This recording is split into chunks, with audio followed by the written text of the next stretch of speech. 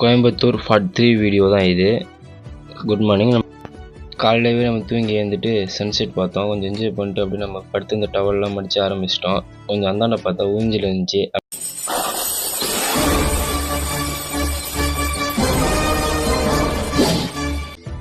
Rajinikanth sir பண்ண மாதிரி நம்மளும் கொஞ்சம் சில் பண்ணிவிட்டு அப்படியே அதில் என்ஜாய் பண்ணிட்டு வந்தோம். அப்புறம் கஸ்டமர் கிளம்ப சொன்னாங்க.